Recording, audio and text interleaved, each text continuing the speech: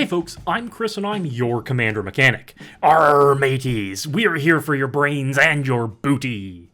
Today we're looking at the Commander Legends 2 Black and Blue Precon Mind Flayarrrs, an incredible name, and seeing how we can, using just about $50, give it a nice little tune-up.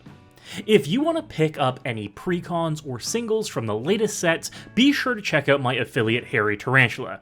Use the promo code CMDR5 for 5% off your first order and CMDR Mechanic to help support the channel. The box legend for the Mind Flayarrrs Precon is Captain Nagathrod.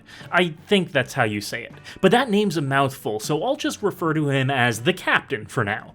The Captain is a 5-mana, 3/6 horror pirate, a super cool typing, that leads this horror tribal deck. He reads, horrors you control have menace, the Captain included. Whenever a horror you control deals combat damage to a player, that player mills that many cards.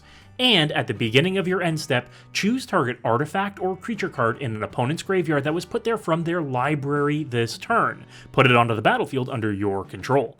The Captain does a lot, but really immediately forces you into being horror-themed, and clearly wants you to mill and steal things out of opponents' yards. I think these are very cohesive themes, but it doesn't give a lot of space to build too outside the box if the Captain is at the helm. But honestly, that's fine. I like narrower commanders in general, but the Captain might be maybe too narrow. He reminds me a lot of Umbra's Fear Manifest, the other nightmare/horror tribal commander, except Umbris wants us to be putting cards into exile where the Captain wants them in graveyards.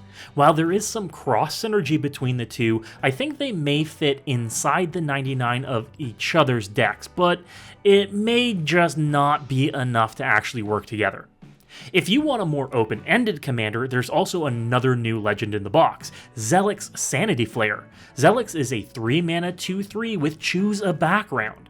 This horror says, whenever a player mills one or more creature cards, you create a 1/1 black horror creature token. You may also pay 1 and tap Zelix to have target player mill 3 cards. That ability to pair Zelix with a background is what I really like.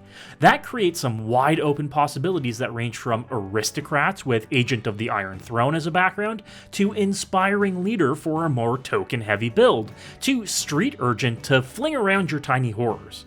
There's also a sneaky little synergy you can work with in Zelix and Altar of the Brood. Check out my short linked up top for more on this possible loop. However, since we're upgrading the Precon, let's stick with the Captain as our horror host and see what we can do with the deck to swap some cards around to make it a little bit more of a powerhouse. There are a few really cool new cards within this Precon too. One of my favorites is Uchulon, a 4-mana star 4 Crab Ooze horror. How cool is that type line alone?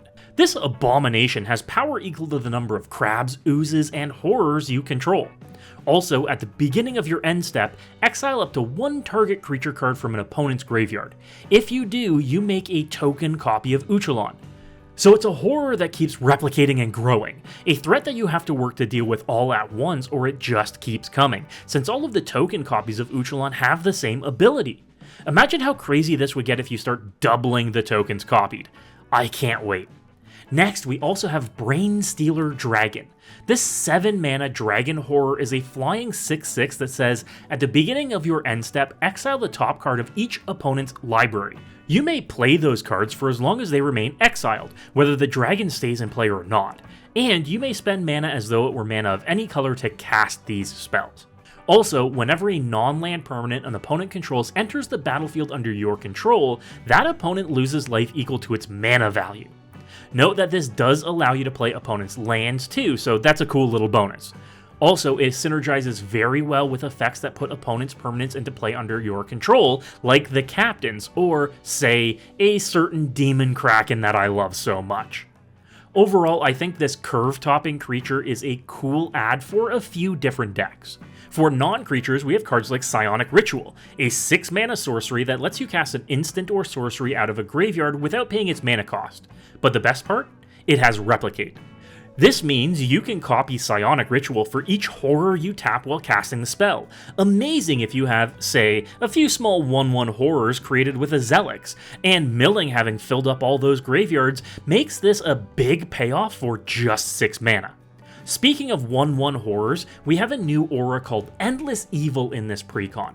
Near and dear to my heart, this aura enchants a creature you control and, at the beginning of your end step, creates a 1/1 copy of the enchanted creature, not dissimilar to Followed Footsteps for instance. But the big upside? If this was attached to a horror and that creature dies, you get to return it to your hand and use it again. In a horror tribal build? Amazing. Excellent in any other deck that may want to be incidentally running a few horrors, or just wants to make copies of their own creatures. Now, before we take a look at the full list and the swaps, you can take a look at the deck list I've put together by following the link in the description to my sponsor, Moxfield. Moxfield is the best deck building platform in the world, and makes it super easy to see revisions like I've made here. Go under More and go to View History, and that's where you'll see the log and my notes for all of the adds and removals. Super handy. Be sure to follow my Moxfield profile while you're there too. Now, it needs to be noted that the original mana curve of this list was very high, almost 4 mana, and included a staggering 38 lands despite having 8 mana rocks in it already. My first move was to cut the lands to 36 and start trimming some unnecessary high mana value spells in favor of lower mana values. For instance, in Garruk's Wake, Psychosis Crawler and Dark Hatchling don't need to be in the deck. In Garruk's Wake is maybe the least efficient board wipe ever at 9 mana, and there's a lack of synergies with Psychosis Crawler to justify it despite it being a horror. Dark Hatchling is just the weakest of the horrors costing 6 mana, so it got the boot. To be fair though, so did a lot of lower mana value horrors like Plague Splitter and Douthie Horror and Phyrexian Rager. These guys just don't do enough or don't do what we really like despite being in our tribe. Instead, I replaced them with a few smaller horrors like Changeling Outcast, a 1/1 that synergizes with our commander to ensure we're always getting some kind of combat damage across. Or Despoiler of Souls. Despite not being able to block, this horror can keep coming back again and again, giving us some longevity in the case of a board wipe. An older horror that definitely deserves some love is Faceless Butcher. This nightmare horror out of Torment acts like a Fiend Hunter does in white, temporarily exiling a creature until Faceless Butcher leaves play. Excellent for some targeted removal for high priority threats, or to deal with something that may be enchanted or equipped as great resource denial. It just so happens that a lot of these horrors have some big butts on them. So I included the new Soulbond creature Imperious Mindbreaker. This creature soulbonds with another creature to ensure both have the ability to mill each opponent equal to their toughness when they attack. This helps further our milling game plan and lets us see more goodies to bring back with the captain. Not to be outdone, the Mindbreaker's black counterpart is Doomweaver, a 1/8 with reach that soulbonds to a creature to say when either of the soulbonded creatures die, you draw cards equal to its power.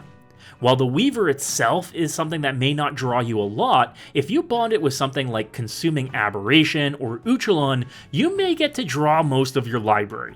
And this one is a horror to boot, everything we want. Now, also not a horror, Phenax God of Deception is actually pretty awesome in this list. We want ways to mill opponents that doesn't necessarily send us into the red zone each turn, and Phenax here helps. The captain has a hefty 6 toughness, so just Phenax and the captain means we're looking at 6 cards at the end of our turn without having to risk our commander to combat damage. That was actually a big concern of mine looking at the base list. There aren't a lot of ways to mill outside of triggering on attack or on damage abilities, so how can we add in more of these? Well, spells like Maddening Cacophony and Mind Grind come to mind right away. These can get big chunks of cards off of opponents' libraries on cast and don't require running our creatures into board stalls, menace or not. This is key because we may not always be able to attack, and we don't want our deck to feel like it can't do the thing. Passive milling enchantments like Court of Cunning and Psychic Corrosion work wonders here too. We just mill for taking our turns, and even if we pass straight through to the end step, the captain will have options for plundering booty from opponents' graveyards. But we can't forget two of the best milling artifacts available to us, Mesmeric Orb and Altar of the Brood. Again, these cards just mill for taking our turns, and while the orb won't mill opponents on our turns, it still gives us plenty to ponder when it comes to taking what's theirs. Even without the horror tribal angle, this deck ends up being a nasty little mill deck with some longevity from amassing creatures and resources straight from opponents' graveyards. Now lastly, for the upgrade. Having cut 2 subpar board wipes in Hex and in Garruk's Wake, I wanted to add in better ones. So I went with Toxic Deluge. At $15 at the time of recording, this flexible board shrink is the lowest it's going to get, so I highly recommend it, alongside Crippling Fear, already in the list by default. And I recommended one of my favorite enchantments, Oversold Cemetery. The most expensive card in the list at a hefty $17, this enchantment keeps our nasty horrors coming back to our hand later in the game. I love it for longevity in creature-heavy decks, and even better in decks that like to mill. It's not necessary, but it's really good, and really needs a reprint. Once again, you can find my upgrade list linked in the description below. I think this Precon is super solid out of the box and doesn't really need that much help, but a few tweaks can really turn it into a powerhouse. Let me know what you think about it in the comments below, and as always folks, good luck and have fun.